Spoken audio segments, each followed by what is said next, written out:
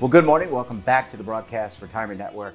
I'm Jeff Snyder. This is BRN AM for Tuesday, September 27th, 2022. And our top story today, many participants aren't finding what they need from their retirement plan digital experience. Michael, so great to see you. Thanks so much for joining us on the program this morning. Yeah, thanks for having me, Jeff. Mike, I want to talk about the recent release of the J.D. Power Experience study that you all did, talking about investment websites and apps for retirement plans. First, what's the status of participants? Are they feeling financially healthy right now?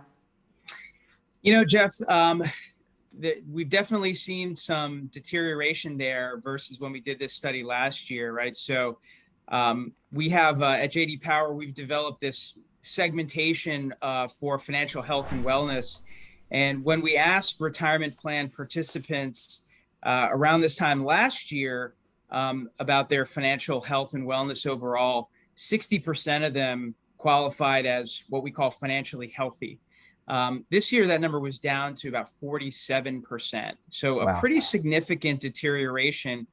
And correspondingly, we've seen an increase in the least healthy category, which we call financially vulnerable. So, obviously, given what's going on in stock markets and with interest rates and inflation, overall, we see the health of retirement plan participants is not as good as it was, a year ago. Obviously, unfortunate. We're kind of coming out of the pandemic. Now we've got inflation, as you mentioned, the market volatility. I think it has a lot of people uncertain about the future, depending on your circumstances. Michael, how does this translate to the internet usage, the web usage, and the phone use, or not phone, but the phone app usage? I don't even know if anyone calls customer service anymore. But what does this mean in terms of use of the web app and websites for some of these retirement plan providers? Yeah, I think it's just become more and more important, right? We've seen obviously levels of engagement with digital channels, especially mobile apps, increasing for consumers in general. And particularly we see that as we look at investors in more challenging circumstances. They really are looking to their retirement plan provider to provide them with useful information, tools, and guidance to help them not only plan for retirement, but to deal with other aspects of their financial lives. And we know that plan providers are aware of this, right? Many of them are very focused on what they sometimes call financial wellness or health, which recognizes that, planning for retirement is never done in isolation. It's part of a larger financial picture that these plan participants are dealing with. Yeah, and do you think that some of the negativity towards that you found in the study towards some of these sites, is it maybe based on, just the overall uncertainty that people are feeling? Because, in my prior life, I was a record keeper and I did investment consulting work, and I've looked at a lot of these sites. They're very comprehensive. They provide a lot of information. So is some of this perhaps colored by what's going on in the market? And people are just saying, look, my balance isn't that great. My personal rate of return isn't great. So I'm not going to feel that great about the website. Yeah, absolutely. I think that's valid. But I would also say that while I would agree with you that lots of these providers do have great resources and tools and content, oftentimes participants don't know about it, right? They don't know it's there. There's not a high level of awareness. Sometimes it may be difficult to find, or people may not even engage with these resources because they're just not aware of what's out there. So I think, developing great content and tools is important, but also, one of the things that we found in the research is that at least most participants don't feel like their providers are providing proactive information and guidance, right, on what they need to do. And so for some folks that may not be aware of these resources, they just don't even know where to start. So is it that we need to do, these providers are spending these are the top tier, without naming names, because there are a considerable amount of them in the space. They spend a lot of money on technology, on development, on content. Is it that we need to spend more time collectively on education and focusing on, hey, there's inflation going on. What can we drive towards the participant? It used to be, Michael, that the participant statement, that quarterly statement, was a big message place where you could put things like, hey, we're making this fund change, or here's your personal rate of return. But it sounds like we've got to push this content and update people and educate people in a multitude of different delivery methods. Absolutely right. Yeah. And I think it's got to be done in a personalized way, right? So that it's really relevant to a particular person's life stage and ideally their level of financial wellness and sophistication, right? So somebody who is 30 years old, who is many decades away from retirement, who's just starting out, the messaging to those folks and what they need to be thinking about is very different, right, than somebody who is a couple of years away from retirement, or maybe already in retirement and is drawing down, has kind of transitioned from accumulation to decumulation, and is really drawing on plan assets to help fund their retirement. So absolutely, I think education is huge, and it's really got to be done in a way that is personalized to the individual participant, their life stage, and their needs. Yeah, and I want to pick that up after the commercial break, Michael. When we come back, we'll talk more about personalization and what makes a good website or a great website. How about that? You're going to want to stay tuned right here on BRN AM.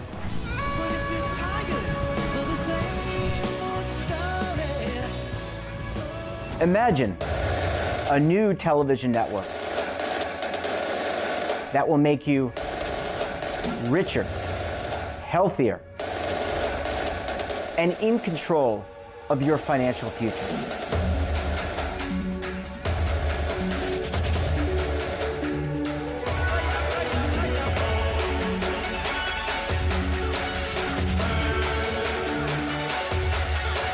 This network is for the policewoman in Nashville, Tennessee, the baker in Dubuque, Iowa, the teacher in Lexington, Kentucky. We want to make the idea of savings and retirement culturally relevant. But what do you see as a defining issue of the midterms, especially for the smaller businesses? I mean, they are the lifeblood of the American economy.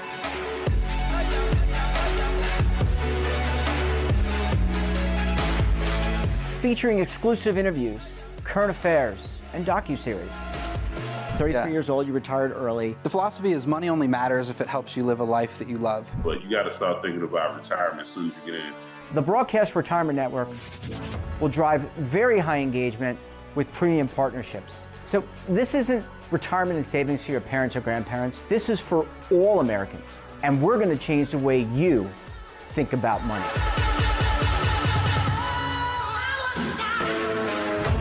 Welcome to the next frontier of retirement and savings.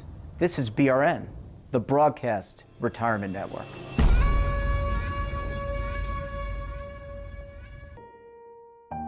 Yes, we're on thin ice. And everything is going up in smoke. Our planet is under the weather. But when the going gets tough, the tough get, well, you know.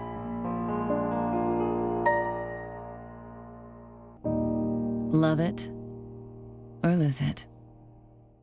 Are you over 50? Would you like to get up to 33% more income in retirement? Then call now for this free book, Annuity Do's and Don'ts for Baby Boomers. This free book reveals little-known secrets about annuity strategies that will help you make the right choices before buying an annuity. Call right now for your free book, and as a bonus, we'll also throw in a free annuity rate report, both absolutely free for calling Annuity General today. Call 800-504-8194. Well, Michael, thanks so much for staying with us. We really appreciate you sticking around for our second segment of the day. Absolutely. All right, so there are probably many record keepers, people who create, and third-party administrators that create websites. And let me ask, based on your findings, what makes a great participant website or app? And I know some of that is probably personalization, but from your perspective in JD Powers, how can we make these apps better and these websites better for participants? Yeah, so I think there's a few things. One is just making relevant information more easily available, more discoverable, if you will, right? So one of the challenges that I think retirement plan providers and really financial services firms in general have is that there's a lot of information, right? So their sites or their apps have to do a lot, and there's a lot of data that's relevant, related to investment performance and asset allocation, all these kinds of things. So it's really striking the right balance between providing access to that rich data set, but doing it in a way that's visually intuitive and that's easy to navigate. So people don't get overwhelmed by all the information, and they don't have to, drill down and click on 6 or 7 different links to actually get to the information that they're looking for. So I think that's a critical thing is having having relevant information to that individual be easily discoverable.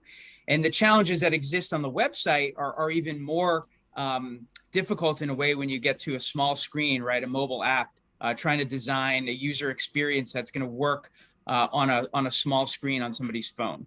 Yeah, and you probably, there are probably some lessons, Michael, from GameStop, AMC. We don't want the gamification where people are trading, but you're right. We need to provide them with the data they need. And I would assume that some of this is really predicated on what data the record keeper has, because not every employer, look, as I said, I'm a reformed record keeper. I know some employers don't provide all the data. So if you're a record keeper and you're displaying this on an app or a website, you can only display what you have. Sure. No, it's a fair point. But I think just making sure that you're kind of getting feedback in terms of what's really most important to people. And you're at least putting that information that you have in an easily digestible way in front of the participant. And let's talk a little bit about the participant. And if we have participants out there, probably many watching the program, maybe they're pre-retirement or they're at retirement. What do they need to do? It's a two-way street, Michael. Saving for retirement, you got your employer, you got yourself oftentimes, if you've got a workplace retirement plan. But what should they be doing? Should they be checking in on their website or their app once a quarter? I would imagine you don't want to do this every day because you would have a conniption fit. I would go crazy if I saw the market doing this every day. Yeah, absolutely. Right. You don't want to be kind of rethinking your investments on a day-to-day basis as you experience market volatility.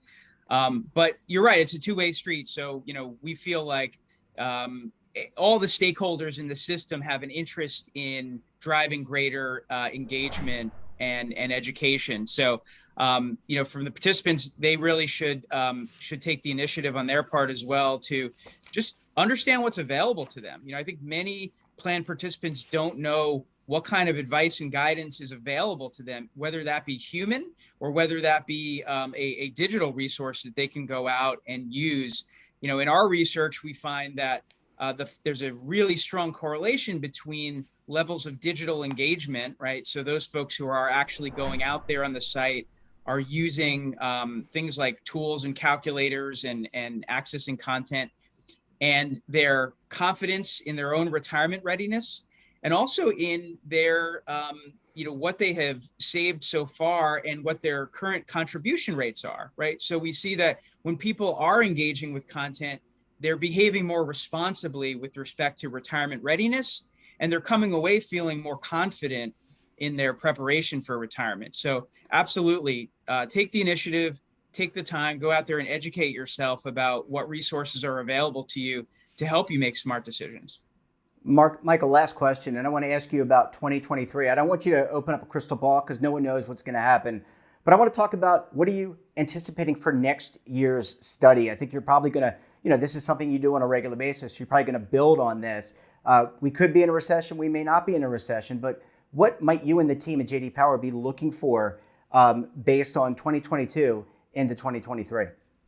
Yeah, you're right. We don't know what economic conditions will be like. But I think one thing that we're going to be looking for is how much progress are these firms making in terms of evolving their digital experience. I think in some ways they are And really the whole financial services industry is behind the curve in some ways compared to some other industries that consumers are experiencing digitally. So how much progress are they making in moving the ball forward? And particularly in catering to some of the segments that they're performing least well with today. So one, folks who are having, overall financial health challenges that may go beyond just retirement savings. And then also as they're more focused on trying to retain assets from people who have left the plan, right? Maybe have gone into retirement, those folks who are in the decumulation stage. Right now, our research would suggest that those folks are not having as good an experience.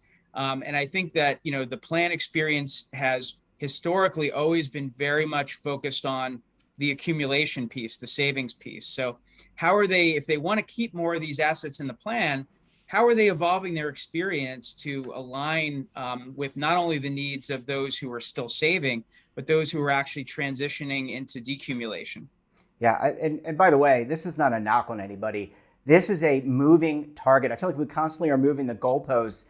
Tough job to be able to innovate year after year and improve websites and do it in a way that ingratiates people and brings people in. Michael, great to talk to you. Great analysis. Thanks so much for joining us. And we look forward to having you back on the program again very soon. Yeah, thanks for having me, Jeff.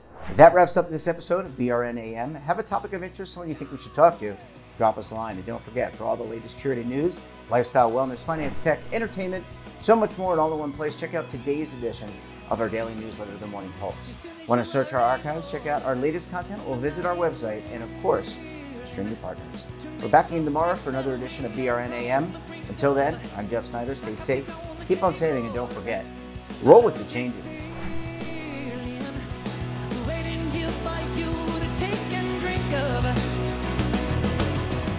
But if you're tired of the same